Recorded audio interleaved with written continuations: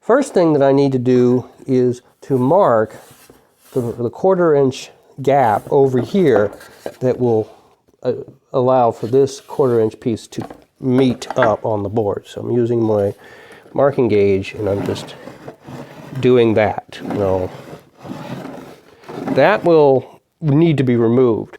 You are also going to want to mark for the edge of the board.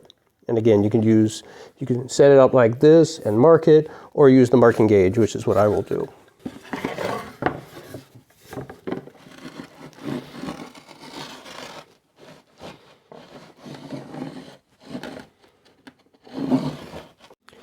Now there are different ways of doing this. You could saw this off down to the point and remove it that way. You could keep it in place until you've sawed your lines and then remove it, or you could keep it in place and then chisel it off when you're done. When I did the other side, I left it in place, worked out my tails so it would relieve the pins, and then I was stuck with this strip that I had to, well actually it wasn't a strip, it was extensions of each of the pins. And that was kind of frustrating getting that out. So I think for this side, I'm going to try the sawing technique instead. And the way I'm going to do that, first I'm going to score the line with a knife, give me a little better area of a better knife wall for cutting it out.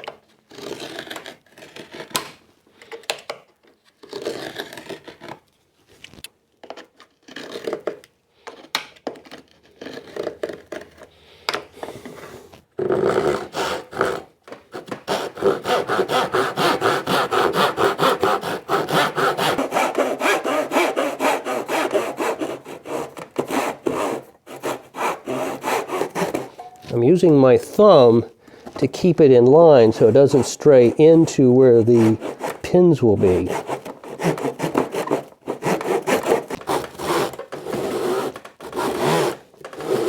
I'm just going back and forth slowly, not fast, because I want it to work in there but not go the wrong direction.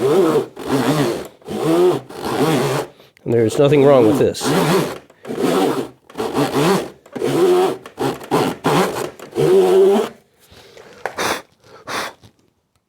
And that's getting down far enough. I probably will have to use chisels to help clean this up.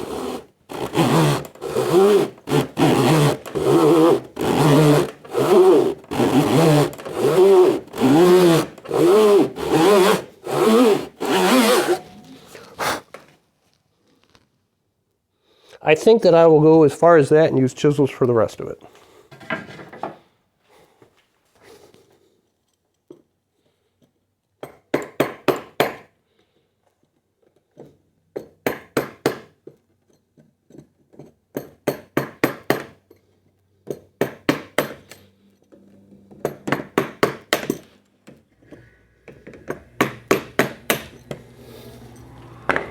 Once you've got the top layer, or just a little bit up from that, you could use something like a shoulder plane, or this is a bowl nose shoulder plane, and that can help, or even a rabbet plane, and that can help kind of remove some of the material. But you got to make sure you've got enough of a fence that it won't go up and ride where it doesn't belong.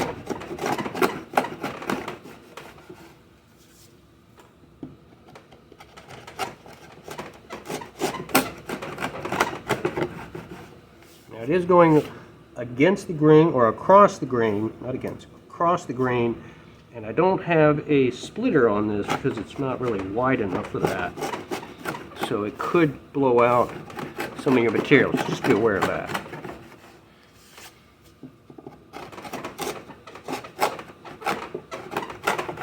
When I get to that, I kind of stop, because then I will turn it around and do it the other direction, or turn myself around and do it the other direction.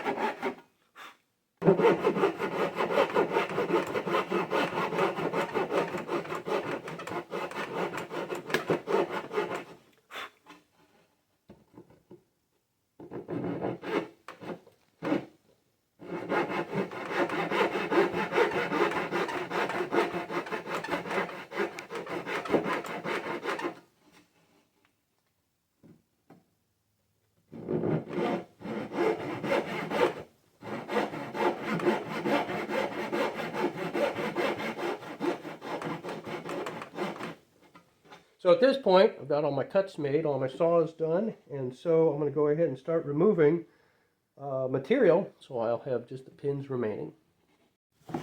So just a reminder, when you're making this thing, this section here will be visible at the end, but this section will not. As a way to illustrate that, this piece, my scrap original piece with the pins, this part will be visible. This is your dovetail piece, and so the way it fits in, this part is visible and this of course is not. And so you can make marks and cuts on anything in this area, but when you get to this part you don't want to make any marks because it'll be visible.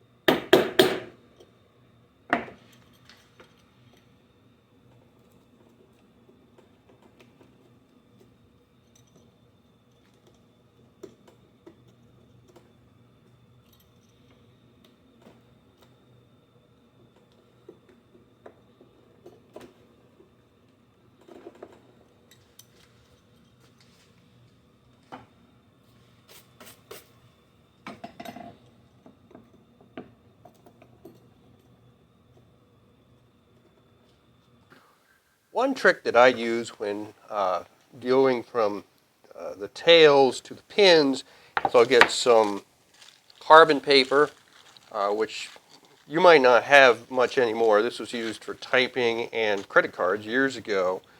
But I would put that down and then put this over it and kind of work it down to see where I might be missing. A more modern version that you can get is graphite paper. Artist graphite paper that I use sometimes with painting. If I want to transfer an image from one paper to another, I'll use that. It's the same principle. You have a paper that will leave a mark behind where it hits resistance. So that's something that you can do. You don't necessarily, some people have access to carbon paper and some do not. It just depends on your situation.